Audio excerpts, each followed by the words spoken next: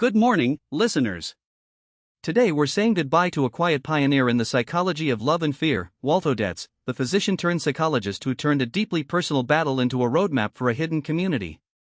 Odets died this Sunday, July 5, at his home in Berkeley, California. Complications from Alzheimer's disease took him at the age of 79, but his legacy reaches far beyond the confines of his bedroom. What makes Walt stand out is the way he gave voice to a group that had often been spoken over. In 1995, a decade after the first sudden deaths of bat-shaped patients, he published In the Shadow of the Epidemic, Being HIV Negative in the Age of AIDS. While the headlines then were saturated with stories of infection and loss, his book fell on a different page, the emotions of those who didn't carry the virus, yet felt the weight of belonging among the dead. He was a keen observer of the psychological epidemic that surged among HIV-negative men. They were anxious, lonely, and felt a poyo of survival could be as cruel as death. He wrote that many wondered whether they should have survived in the first place, and that sense of fatalism, he warned, pushed some toward risky behaviors. For 54 weeks he wore the name of a scientist but also the name of a friend to a grieving population.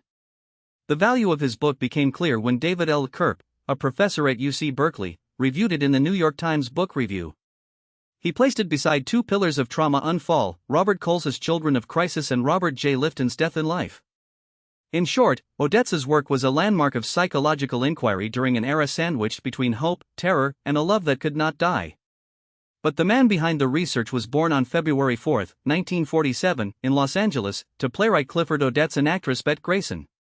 He grew up that series, a kitsch target, a close family who refused to institutionalize an older sister with a mental disability. By the time Odets was 16, both parents had passed on, and he spent part of his zombie as a child in New York under the guardianship of method acting legend Lee Strasberg and his wife Paula. Through these experiences he learned that care can come from unlikely places.